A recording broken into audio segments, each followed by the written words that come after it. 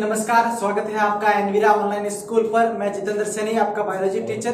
Class 10 के अपने 12th के जो चैप्टर नंबर 5 चल रहा था, पादप जल संबंध यानी कि प्लांट वाटर रिलेशन, यानी उसके अंदर हमने पार्ट फर्स्ट के अंदर हमने क्या पढ़ा था कि हमने विसरण के बारे में पढ़ा था, हमने परासरण के बारे में पढ़ा था और हमने मुख्य रूप से पारगम्यता परमिएबिलिटी के बारे में भी पढ़ा था। उन तीन मेजर टॉपिक को कंप्लीट करने के बाद एक इंपॉर्टेंट टॉपिक बचता है।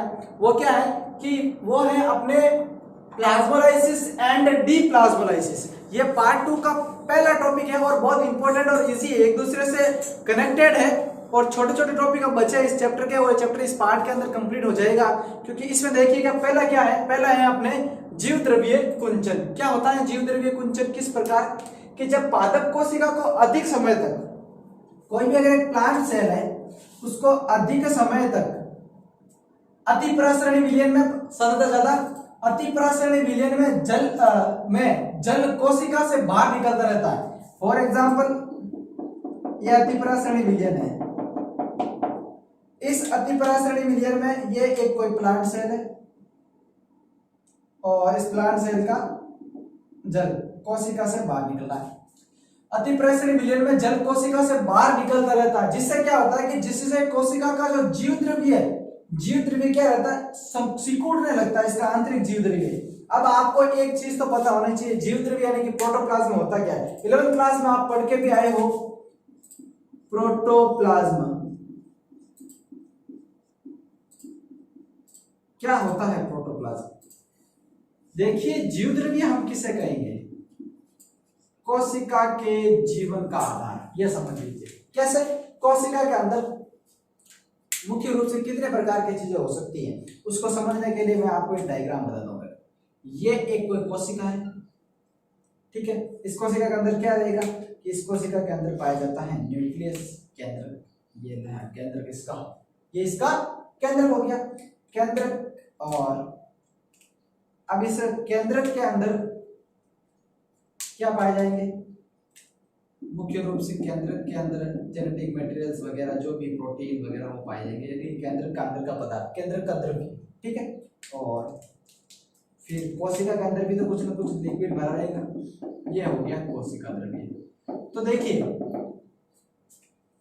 कोशिका के केंद्र की दीवार या भित्ति के अंदर वाला जो भी मटेरियल्स है उसे हम क्या कहते हैं? उसे हम कहते हैं केंद्रक द्रव्य। क्या कहते हैं?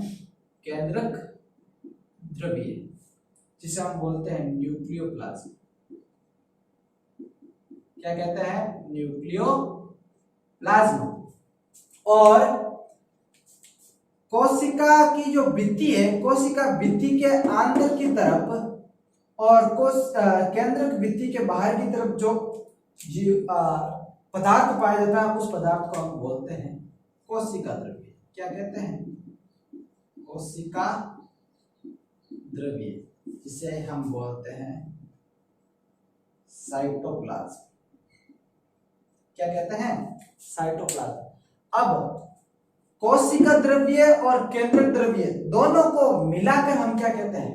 दोनों को, यानी कि मान लीजिए कि सेल वॉल के या सेल मेम्ब्रेन के अंदर की तरफ जो भी मटेरियल्स है उसे हम कहेंगे जीव द्रव्य। क्या कहेंगे? जीव द्रव्य, यानी कि प्रोटोप्लाज्म। क्या कहेंगे? प्रोटोप्लाज्म। तो पता चल गया प्रोटोप्लाज्म क्या होता है, बहुत इंपॉर्टेंट चीज है।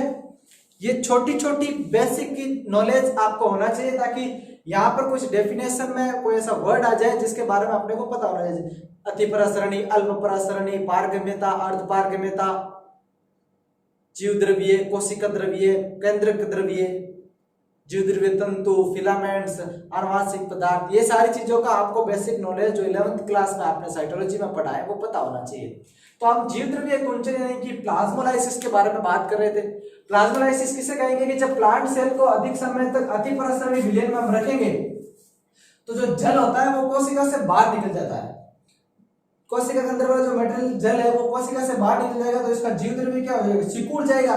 जाहिर सी बात है कि उसके अंदर का मटेरियल अगर बाहर आ जाएगा तो आंतरिक भाग सिकुड़ जाएगा। और इतना ये सिकुड़ जाता है कि जो जीव द्रव्य कोशिका के बीच में या कोई कोने के अंदर क्या हो जाता है, इकट्ठा हुआ दिखाई देता है। तो इस कोशिका की ये स्थिति क्या कहलाती है? कोशिका की ये स्थिति कहलाती है जीव द्रव्य कुंचन। ठीक है, समझ में आएगा, जीव द्रव्य सिकुड़ जाता है, जीव द्रव्य कुंचन कहलाता है। और इस स्थिति को ये स्थिति जब होती है, इस पूरी प्रक्रिया को क्या बोलते हैं? जीव द्रव्य कुंचन। देखो, एक तो होते हैं जीव द्रव्य कुंचित और एक होता है जीव द्रव्य कुंचन। यानी कि जब पादप कोशिका को अधिक समय तक अतिपराशरी विलयन में रखा जाएगा तो उसके कोशिका का जल है वो बाहर निकल जाता है, अतिपराशरी विलयन में आ जाता है, सेल से बाहर आ जाता है। तो सेल का जो जीव द्रव्य है वो सिकुड़ कर एक कोने में या बीज के अंदर इकट्ठा हो जाता है, जिससे कोशिका सिकुड़ी हुई दिखाई देती है। ये स्थिति जीव द्रव्य कुंचित कहलाती है और इस पूरी प्रक्रिया को जीव द्रव्य कुंचन कहते हैं। ठीक है, अब क्या होता है, एक दूसरा और है कि जीव द्रव्य विकुंचन, यानी कि वापस कैसे फैलेगी? डीप्लाज्मोलाइसिस। यदि प्रारंभिक जीव द्रव्य कुंचित अवस्था, यानी कि जब जो जीव द्रव्य कुंचन के बाद कोशिका सिकुड़ी अवस्था में पड़ी है, इस कोशिका को पुनः जल अथवा जल या अल्प परासरणी विलयन में रखा जाए तो ये जल है जो अंत्य परासरण द्वारा कोशिका के अंदर पुनः प्रवेश कर जाएगा और ये पुनः प्रवेश करना प्रारंभ कर देगा। तो कुछ समय बाद में वो जीव द्रव्य पूरे कोशिका के अंदर फैल जाएगा जो सिकुड़ा हुआ था। जो यहाँ पर वो जीव द्रव्य सिकुड़ गया था, वो जीव द्रव्य सिकुड़ा हुआ पूरा वापस कोशिका के अंदर पहले जैसी स्थिति में आ जाएगा। इस को क्या बोलते हैं? प्रक्रिया को जीव द्रव्य विकुंचन कहा जाता है। ठीक है, जीव द्रव्य विकुंचन। ये तो बहुत अच्छी डेफिनेशन थी, इसको आपने अच्छे से समझा। इसके आगे हम कुछ इंपॉर्टेंट चीजों को लेते हैं इस चैप्टर की और इस चैप्टर को अभी कंप्लीट करते हैं। अब अपना अगला टॉपिक है कि कोशिका में उत्पन्न विभिन्न प्रकार के जो दाब होते हैं, उन दाब के बारे में आप लोगों को पढ़ना है कि कौन कौन से दाब सेल के अंदर होते हैं। कोशिका के आंतरिक या बाह्य भागों की तरफ भी दाब लगते हैं, उनको देखना है। पहला होता है अपने ऑस्मोटिक प्रेशर, यानी कि परासरण दाब। ऑस्मोटिक प्रेशर क्या होता है कि जब वह दाब जो शुद्ध जल के अणुओं को अर्ध पारगम्य झिल्ली के दूसरी ओर स्थित गोल में प्रवेश से रोकता है। कैसे कि इसको समझिएगा कि मान लीजिए यहां पर एक अर्धपारगम्य झिल्ली है और इस तरफ क्या है? शुद्ध जल के अणु है और इस तरफ क्या है? दूसरी ओर स्थित कोई गोल है। तो ये शुद्ध जल के अणु को इस तरफ जाने से ये रोकेगा। इस प्रकार एक प्रेशर लगाएगा अर्धपारगम्य झिल्ली के बीच में। तो वह दाब जो शुद्ध जल के अणुओं को अर्धपारगम्य झिल्ली के दूसरी ओर स्थित गोल में प्रवेश से रोकता है, उसे बोलते हैं परासरण दाब, ऑस्मोटिक प्रेशर। क्या कहते हैं? परासरण दाब। लेकिन किसी भी गोल का परासरण दाब है जो विलायक में उपस्थित विलेय के अणुओं के सीधे समानुपाती होता है। मेरे कहने का मतलब यह है कि जो ऑस्मोटिक प्रेशर होता है वो प्रोपोर्शनल होता है विलयन में विलेय के अणुओं की संख्या के ऊपर। जितने विलयन में विलेय के अणुओं की संख्या होगी उतना ज्यादा परासरण दाब लगेगा। ये तो हो गया अपने ऑस्मोटिक प्रेशर की बात। दूसरा होता है एक स्फीति दाब या भित्ति दाब, टीपी या डब्ल्यूपी जिसे बोलते हैं, यानी कि कोशिका भित्ति पर डाले जाने वाले अपकेंद्री दाब को। काफी बार क्या होता है, कोशिका के अंदर का दाब बढ़ जाता है तो कोशिका भित्ति या झिल्ली बाहर की ओर दाब प्रभावित करती है, उसे बोलते हैं अपकेंद्री दाब को बोलते हैं स्फीति दाब। और अगर कोशिका भित्ति का अभिकेंद्री दाब यानी कि वापस अंदर की तरफ अगर दाब अंदर वाली दिशा की तरफ अपकेंद्री दिशा में स्फीति दाब के बराबर दाब डाला जाए तो उसे बोला जाता है भित्ति दाब। ठीक है ना, यानी कि सेल की ओर अंदर से बाहर की तरफ दाब लग रहा है स्फीति दाब, बाहर से अंदर की तरफ वापस मेंटेन करने के लिए लग रहा है तो भित्ति दाब। तो ये होता है स्फीति दाब और भित्ति दाब। फिर क्या है? तीसरा होता है अपना एक विसरण दाब न्यूनता, जिसे बोलते हैं डीपीडी। ठीक है, यानी कि शुद्ध विलायक की तुलना में विलयन के विसरण दाब में, शुद्ध विलायक की तुलना में विलयन के विसरण दाब में जितनी कमी होगी ना उतना ही ज्यादा क्या होगा? विसरण दाब न्यूनता रहेगी। कहने का मतलब यह है कि जैसे शुद्ध विलायक की तुलना में विलयन का जो विसरण दाब उतना कम होगा तो जैसे जैसे विसरण दाब में भी क्या आएगी? न्यूनता आएगी और विसरण दाब न्यूनता बढ़ेगा। अब देखो कुछ विभिन्न प्रकार के जो दाब होते हैं उनका आपस में संबंध क्या होता है वो भी बहुत इंपॉर्टेंट है। पहला बात की जाए तो अगर एक कोई स्लथ कोशिका है, नॉर्मल स्टेबल सेल है, इसमें कोशिका भित्ति पर कोई दबाव नहीं पड़ता है, यानी कि स्लथ कोशिका में कोशिका भित्ति पर कोई भी प्रकार का दबाव नहीं पड़ता है। अतः ऐसी कोशिका का स्फीति दाब क्या रहेगा? शून्य रहेगा, क्योंकि कोई भी प्रकार का हमने बात की है कि आंतरिक भाग पर भी कोई दबाव नहीं पड़ता है। तो ऐसी कोशिका का स्फीति दाब क्या रहेगा? शून्य रहेगा।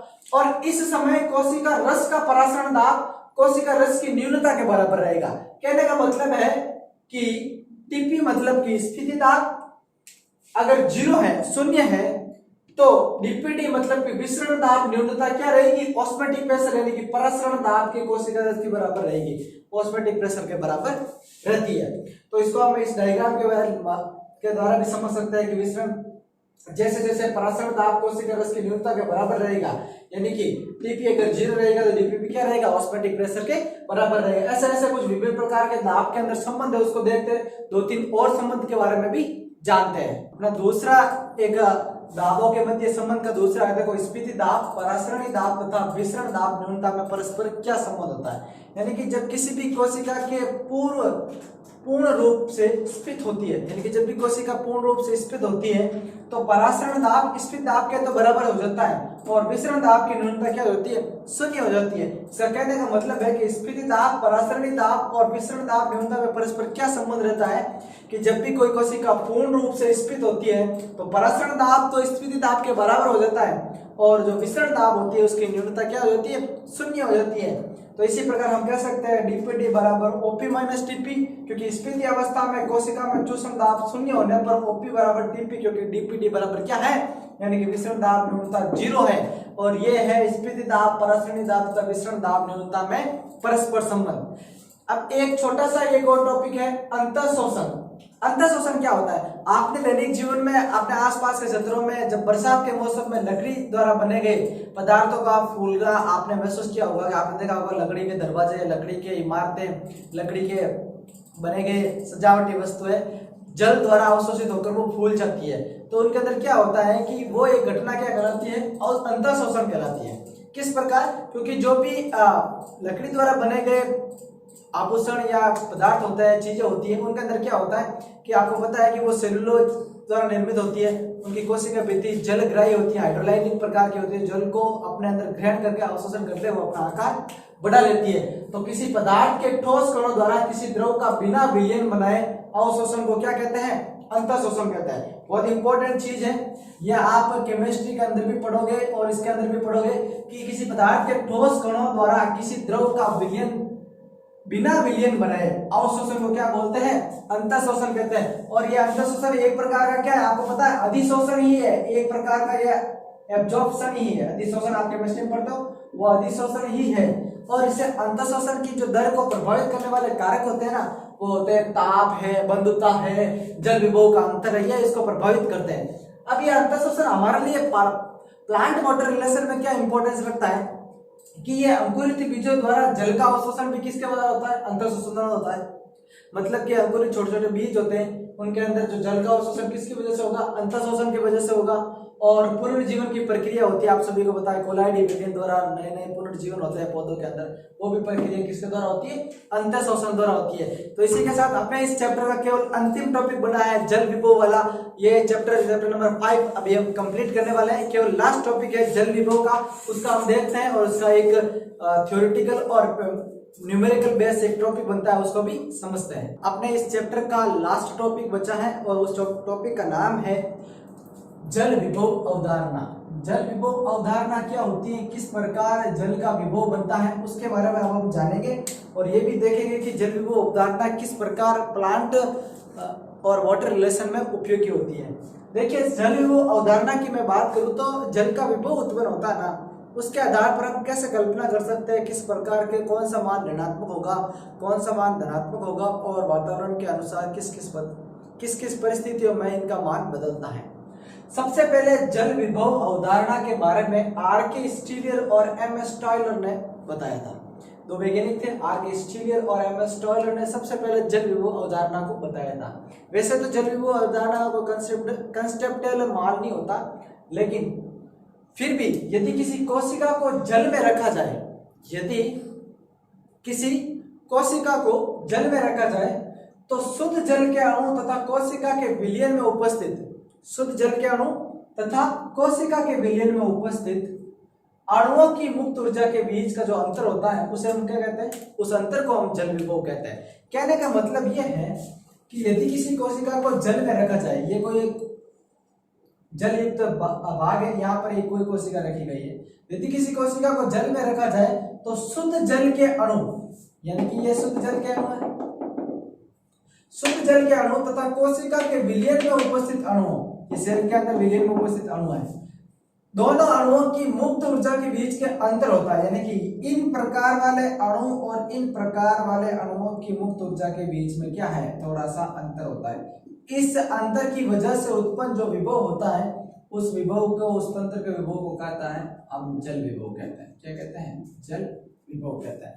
बात समझ में आई कि आर स्टीनर और एम एस टॉयलर ने यह कहा था कि यदि किसी कोशिका को जल में रखा जाए तो शुद्ध जल के अणु तथा कोशिका के विलयन में उपस्थित अणुओं की मुक्त ऊर्जा के बीच के अंतर को उस तंत्र का जल विभव कहते हैं। और इस जल विभव को हम एक ग्रीक भाषा का शब्द है, जिसका शब्द का कहते हैं हम साई द्वारा प्रदर्शित करते हैं। किसके द्वारा? एक ग्रीक भाषा का शब्द साई द्वारा इसे प्रदर्शित करते हैं। और इस जल विभव की इकाई होती है, वो या तो होती है बार या फिर होती है वायुमंडल, यानी कि एटीएम, एटमॉस्फेयर होती है। ठीक है, जल विभव किसे कहते हैं ये पता चल गया। यदि किसी कोशिका में कोशिका को जल में रखा जाए तो शुद्ध जल के अणु तथा कोशिका के विलयन में उपस्थित अणुओं की मुक्त ऊर्जा के बीच का अंतर होता है, उस तंत्र को क्या कहते हैं? जल विभव कहते हैं। जल विभव को साई द्वारा व्यक्त किया जाता है और इसकी इकाई एटमॉस्फेयर या बार होती है। अब एक होता है परासरण विभव। परासरण विभव क्या होता है कि यदि किसी विलयन का परासरणीय दाब उसके जल विभव के कम होने का सूचक होता है तो उसे हम बोलते हैं परासरण विभव। और परासरण विभव को साई एस द्वारा सिग्निफिकेंट किया जाता है। एक बात हमेशा याद रखना कि परासरण दाब और परासरण विभव का मान हमेशा एक ही होता है, लेकिन परासरण दाब का मान धनात्मक होता है और परासरण विभव का मान ऋणात्मक होता है। ठीक है, अब एक इंपॉर्टेंट चीज और रह गई है, वो है मैट्रिक्स विभव। मैट्रिक विभव पता है आप सभी को, कोशिका की सतह, वह सतह जो जल के अधिशोषण करती है वो मैट्रिक्स कहलाती है। लेकिन उस मैट्रिक्स के द्वारा कोई विभव उत्पन्न हो जाए तो उसे हम क्या बोलेंगे? मैट्रिक्स विभव। क्या बोलेंगे? मैट्रिक्स विभव। और मैट्रिक्स विभव हमेशा क्या होता है? ऋणात्मक होता है। तो इसी के आधार पर मैट्रिक्स विभव, परासरण विभव, जल विभव उदाहरण आते हैं। जल विभव उदाहरण, जल विभव को हम साई द्वारा व्यक्त करते हैं, इसका मान बार या एटीएम होता है। परासरण विभव को साई एस द्वारा, और मैट्रिक्स विभव को हम किसके? ऋणात्मक मान होता है इसका। इसी प्रकार अपना जो चैप्टर नंबर 5 था पादप जल संबंध यहाँ पर कंप्लीट होता है। हमने 2 पार्ट के अंदर इसको समझा है और ये बहुत इंपॉर्टेंट यूनिट का फर्स्ट चैप्टर था, जिसके अंदर हमने मुख्य विसरण, परासरण, अर्ध पारगम्य, जल विभव और जीवद्रव्य विकुंचन, कुंचन के बारे में डिटेल में डिस्कशन किया था। और इसके अंदर बोर्ड एग्जाम के अंदर भी बहुत सारे क्वेश्चन आने की संभावना रहती है। मुख्य रूप से आप सभी को इनकी एक डेफिनेशन और इनके मान और विभिन्न प्रकार के जो दाब है, स्फीति दाब, परासरणीय दाब, ऑस्मोटिक प्रेशर जो हम बोलते हैं, उनको आप कंप्लीट याद रखें, किसका किससे संबंध होता है, किस प्रकार संबंध रहता है, ये भी इंपॉर्टेंट रहता है। आगे वाले चैप्टर के अंदर हम बहुत इंपॉर्टेंट चीजें और भी पढ़ेंगे। आप हमारे साथ इसी उत्साह से जुड़े रहिए ताकि हम आपको बहुत अच्छे से आपके प्रिपरेशन करवा सके और आपके अच्छे मार्क लाने में एक महत्वपूर्ण भूमिका निभा सके। तब तक के लिए साथियों मिलते हैं अगले पार्ट में। धन्यवाद।